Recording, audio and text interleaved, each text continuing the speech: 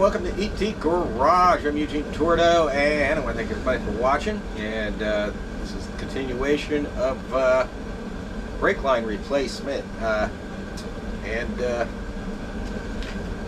going to be something like 6-7 videos, maybe 8. And I think this is number 5 or 6. I don't know. But I'll have a playlist so you can all watch. And where I'm at right now is I got the brake lines, well, the major part of it, the brake lines that run along the frame rail. There's a bunch of them. You can see other videos. I got the brake line that runs across to the other side, from the driver's side to the passenger side on the front. The ABS unit is laying under the car. It needs to be raised up in there. I'll show you that here in a minute. And then it's a matter of looking up everything else. For now, I think I'm going to get that ABS unit up there, and then I'll got to put all these clips on and hold it to the frame rail and hold it to the underneath the car and etc. And there's a couple of clips on the line that runs from the driver's side to the passenger side. I gotta get those clips on, and I need to get this cross brace back on, and stuff like that. And of course the heat shield. So I think what I'm going to do first is the ABS. Let me get under the car and I will show you that. Okay, there's the ABS under the car. I need to get it up in that hole there and raise it up there, and of course attach the nuts to it to hold it in place, and of course get the wires all snaked up there while I'm doing it. And right there I need to get gunked up with RTV to seal those lines. And while I'm raising it up, I need to snake this line around too. I think there might be another clip under there I have to take off. I have to look, but that's going to come up here. If you can see it, let me see if I get some better light. That's going to have to come up to a T-junction that goes right there. And this here is the brake line that runs to the passenger side and the rear, which is, I have to figure out how to get that off. According to what I read on forums, you have to drop the rear. I don't think that's so. I only seen that one post about that, so we'll be finding that out here in the future. But for now, I just want to get that ABS unit up, and then I can start clamping all these lines. Let me get to work on that.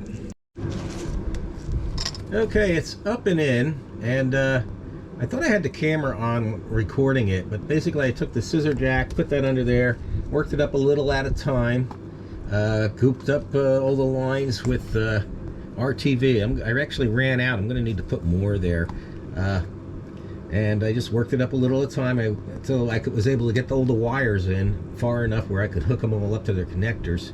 And then I went up in and went around and tightened all the fasteners all the way around.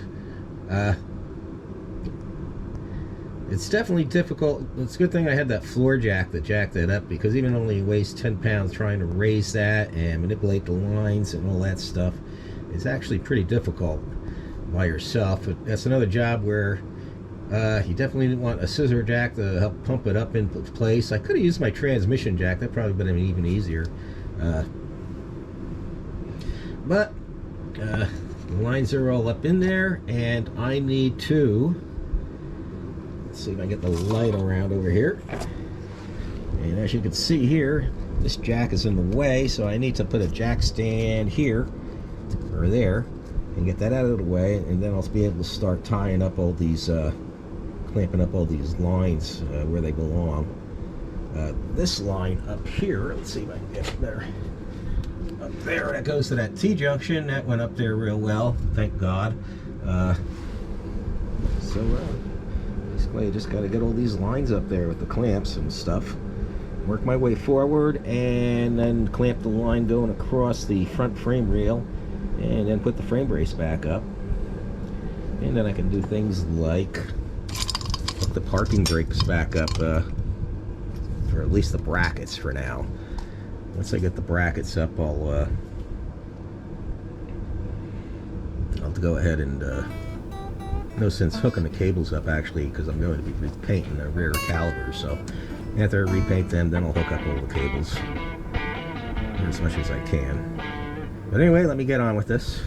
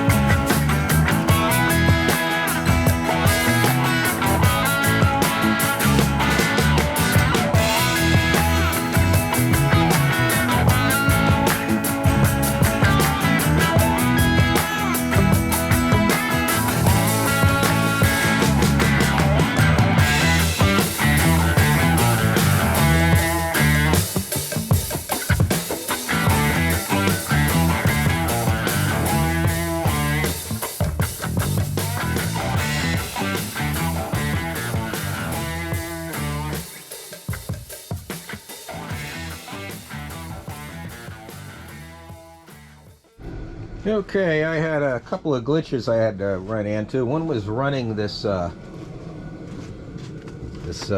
line right here. I still gotta do a little more bending to that to make it fit right. I couldn't remember exactly how it went. It's been years since I've had that sucker in there. This is the vent line for the gas tank, so I'll have to bend that and just make it work. And I did get it under there, and I ended up zip tying. Let me get under there. Zip tying all the lines together and get them lined up pretty good. Another glitch I worked into, I started to put these clamps on and they slip over a stud and then a nut goes on a stud. Problem is I cannot locate the nuts that go on those studs. I thought for the life of me I had them on my little magnetic tray along with all the rest of the hardware, but they're not there. So it's possible I put them in my pockets and took them down to the basement. That being said, I'm pretty sure I have ones that fit somewhere around, I hope. If not, I'll have to install the rest, which I have which use self-threading screws to get the rest of the lines up in there, and that shouldn't be a problem, I hope.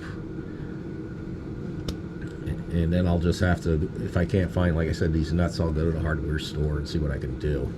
But zip tying these all together, that helped a lot. And like I said, I just gotta find those nuts now.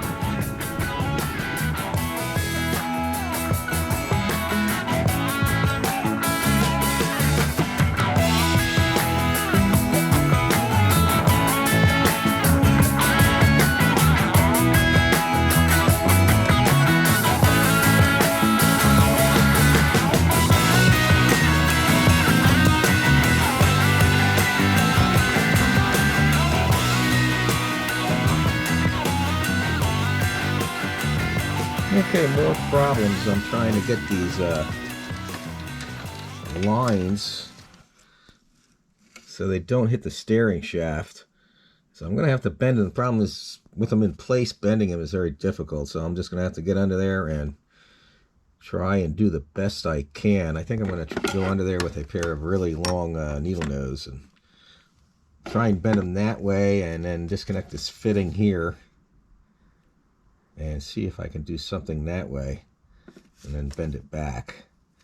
I do have a tubing bender, but it's almost impossible to use once the lines are in place. So I'll just get it done in there and do the best I can, I guess. Okay, hopefully you can see the heat shield is in place. And after I got the heat shield in place, these were hitting up against that steering coupler shaft down there. So I found the best thing to do is tighten these nuts using a wrench, of course, not these pliers. And then taking a pair of pliers like this and getting them on there like that, and bending them, and that seemed to work really good. Now I got plenty of clearance down there, more than I did before, and I don't have to worry about those lines hitting the steering shaft. Now I'm going to put I had this material on there before, and I'll have to slip it back over there. This heat shield material, and this is because of the headers. With the stock exhaust manifolds, you shouldn't need it. But I'll slide this back over it again, and that'll give it some extra heat protection. Put some tie wraps on, all that good stuff. Still need to get this cross brace back on. Once I do that, as far as the brake lines on the front are concerned, it's complete. So I'll go ahead and do that.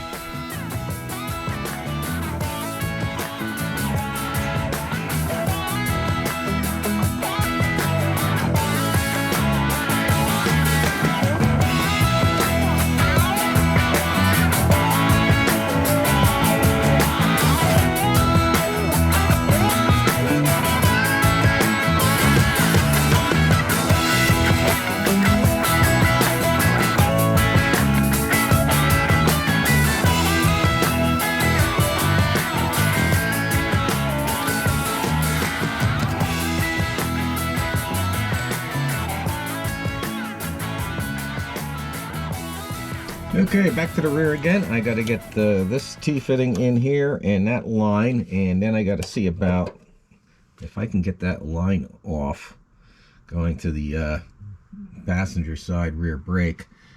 Then after that, it's a matter of hooking up the parking brake cables, the vent line for the gas tank that goes to the charcoal canister, and all that good stuff. So I'll see if I can get a good camera position under here. My tripod is busted, of course, and see what we can do.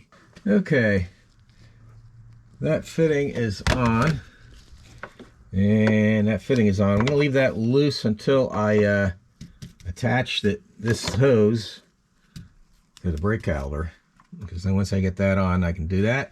And that one I'm not going to attach until I can get around. If you're wondering what this rusty line here is, that's part of the old vapor line that goes to the gas tank. I still need to hook up the brake cables, parking brake cables. I might save that for later, and the vent cable. I'll save that for later, I think, too. For now, I think I'm just going to take a break. My battery's about to die anyway. All right.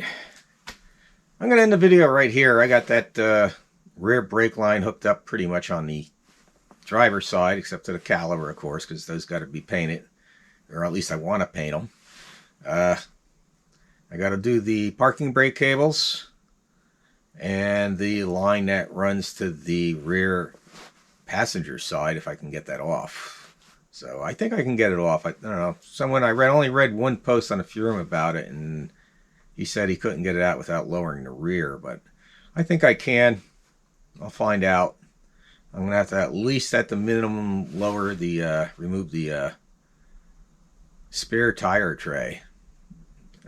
Drop that and get that out of the way. I usually take the spare tire out once a year and empty it out, because you find all sorts of road debris in there. Usually real fine piddles and stuff and water and whatnot. Just accumulates in there from driving year round, if you're like me. I put a lot of miles on it. So, like I said, I'm going to end the video here. I want everybody to have a great day. God bless.